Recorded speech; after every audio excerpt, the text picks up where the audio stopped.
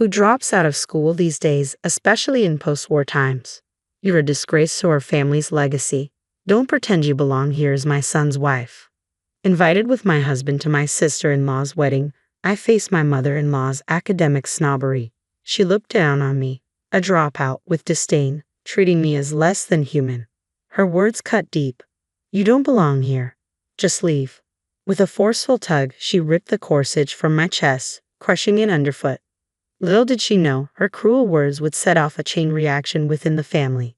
I'm now 28, married and working. My husband and I both hold jobs. I made the decision to leave school in 9th grade, though my resume bears the mark of dropout. Life's twists led me to a career in an international company. Through work connections, I met my husband, and we built a life together. While every member of my husband's family boasts a strong education influenced by my mother-in-law's academic standards, my husband and sister-in-law never flaunted their schooling or judged others by it. They accept and support me wholeheartedly. Yet a rift remains. My mother-in-law and I clash fundamentally. Our values differ and understanding seems distant. Yet despite everything, I remain deeply in love with my husband and committed to our life together. I've strived to navigate my relationship with my mother-in-law without conflict. But she's different. When she dislikes someone, she doesn't just ignore them. She goes out of her way to belittle them. Once at a family dinner to which we were invited, I discovered a separate meal prepared just for me. This should be sufficient for a dropout like you, my mother-in-law remarked icily. I can't fathom anyone dropping out these days. Perhaps you come from a time when women were told education wasn't necessary. In front of me sat only a bowl of green bean soup and a small serving of mashed potatoes. You should be grateful for what you have, my husband unexpectedly interjected, clearly taken aback.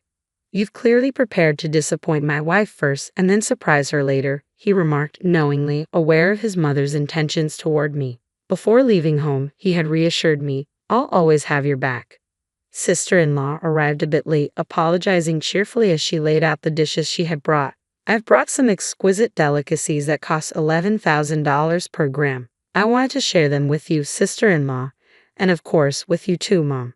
It became clear to me what my husband meant by protecting me. Mother-in-law, unable to conceal her disdain, looked visibly bored, yet she wasn't one to concede easily. Speaking of which, my nephew has been accepted into Montessori schools of America. I wonder if you, as a dropout, can grasp the caliber of such an institution. Having a mother like you must make one anxious about their child's future prospects. She launched into a detailed description of the prestigious preschool's pathway to college, its partnerships with renowned international schools, and its notable alumni in academia and politics. Her speech seemed rehearsed, and she seemed satisfied as she concluded. So what do you think? She knew I wouldn't be familiar with such institutions in my own country, deliberately setting me up to stumble. People used to say that dropping out was a national disgrace, remarked my father-in-law, usually quiet but choosing to remain silent in the face of my mother-in-law's harsh words. Well, he can't, he added softly. My sister-in-law, unfazed by our mother-in-law's boasting, spoke at her own pace. Occasionally, she'd compliment the food and glance at me for confirmation. I mostly tuned out my mother-in-law's monologue. Meanwhile, my husband persistently offered her more wine, perhaps hoping to keep her occupied. Leaning over, my sister-in-law whispered in my ear, I'm sorry, just endure it a little longer. Visiting their house always leaves me drained, but I don't want to concern my husband or sister-in-law, so I put on a facade of enjoyment. Perhaps I'm simply a bit slow to adapt. Mother-in-law is resolute and firmly believes in her own opinions. Both my husband and sister-in-law understand that openly challenging her is futile. Our only choices are to endure her or mentally disconnect. Yet I'm uncertain how much longer I can keep this up. I endure her hurtful comments, especially since her mistreatment extends beyond occasional visits. Often she shows up unannounced at our home. Here's my son's favorite, she'll declare, adding, it's not for someone like you who dropped out. She brings gifts but never includes anything for me. Once, she insisted I fetch a specific brand of tea she prefers, only to leave before I returned. It's bearable when my husband is present, but when I'm alone with her, I feel trapped. She'll spend hours lecturing me about the accomplishments of the well-educated and implying that those with less education diminish our. I never disclose these incidents to my husband when he's away. I don't want to burden him further with worries. Then one day, an invitation arrives politely announcing sister-in-law's arranged marriage to her longtime boyfriend.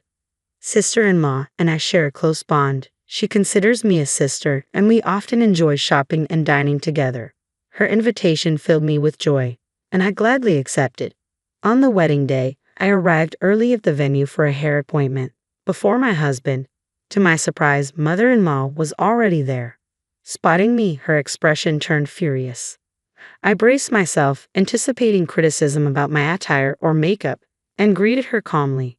Instead, she loudly exclaimed, "Why is someone like you even here?"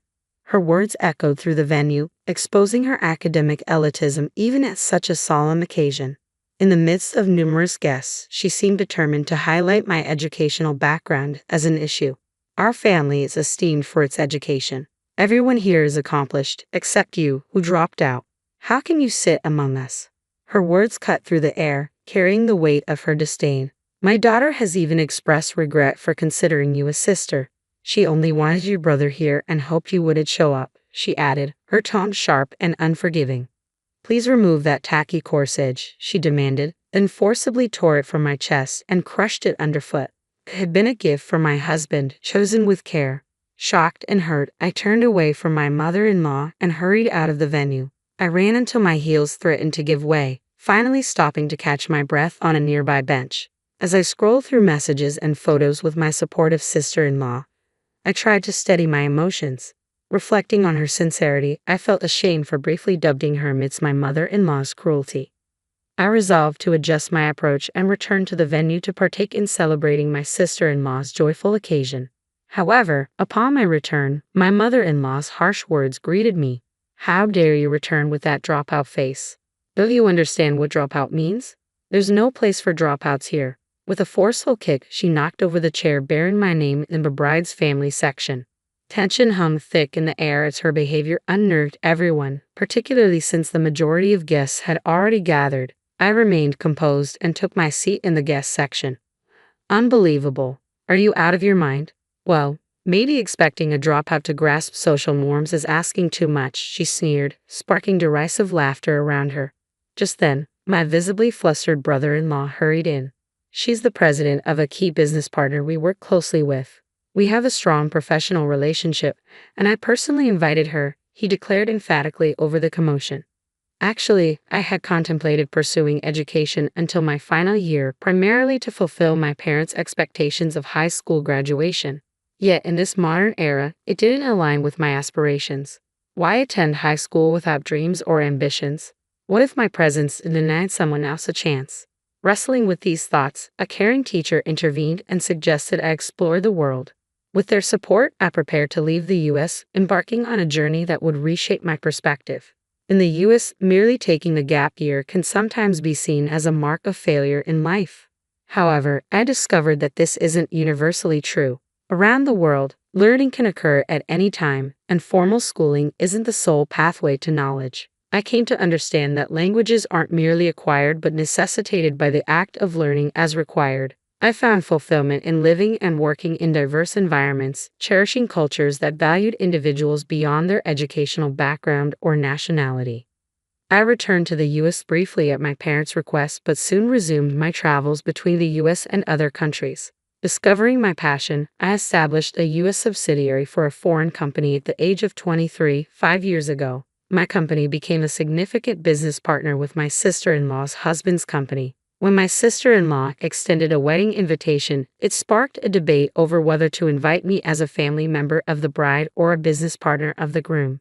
My brother-in-law was unaware of the tension between me and my mother-in-law, but my sister-in-law knew better. She anticipated her mother's tendency to assert herself, even at her own wedding. Understanding this, we agreed on a unique solution: to invite me from both perspectives. If I could sit with the bride's family, that would be ideal. If not, I was prepared to stand my ground. This was the mindset I carried into the wedding.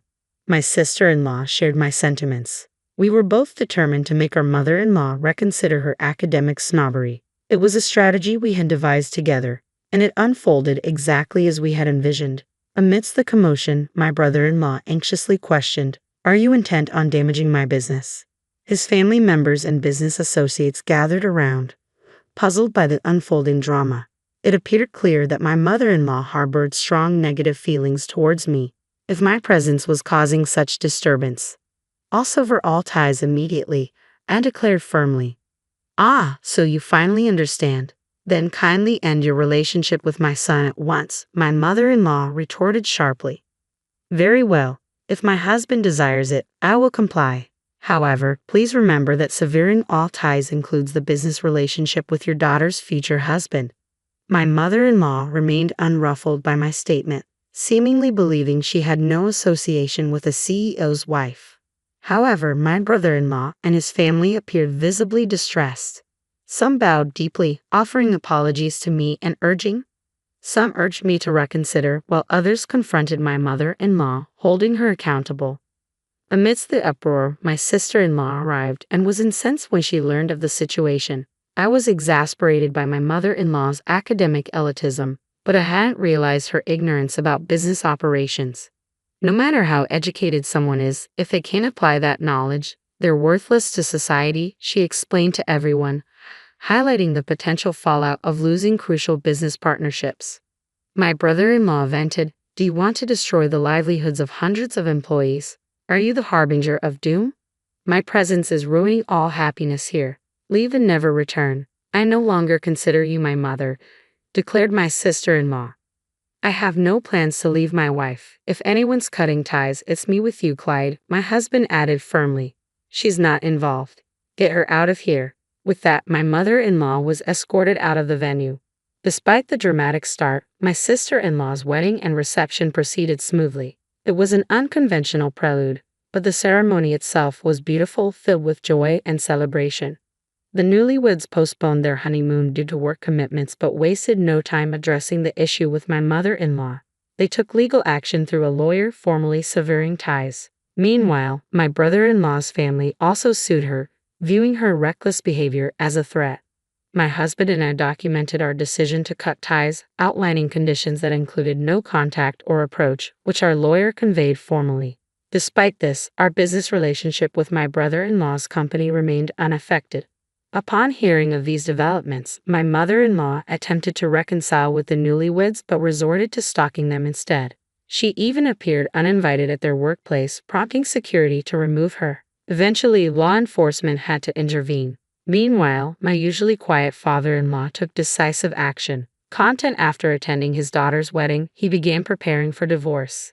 When my mother-in-law returned home after an absence, he broke the news to her, provided some money, and asked her to leave. He had endured my mother-in-law's behavior in hopes that she would change, but witnessing his children's frustration, he realized he had reached his limit. Giving her money and sending her away was his last gesture of kindness, though she quickly wasted it. Despite her boasts of education, she had little understanding of the challenges faced by a woman living alone. It wasn't until she experienced it firsthand that she realized the harsh reality. Now reportedly residing in a dilapidated public housing unit, she faces a stark contrast to her previous life. Sometime later, both my sister-in-law and I became pregnant. We moved closer to each other, drawn by community support and welfare benefits. Our family has grown closer than ever. We aspire for our children to grow up in an environment free from prejudice and discrimination. Above all, our greatest wish is for their health and happiness. This is where our story rests for now. My father-in-law visits us regularly, maintaining a supportive presence since our family dynamics shifted. Each day feels perfect and filled with joy in our new life together.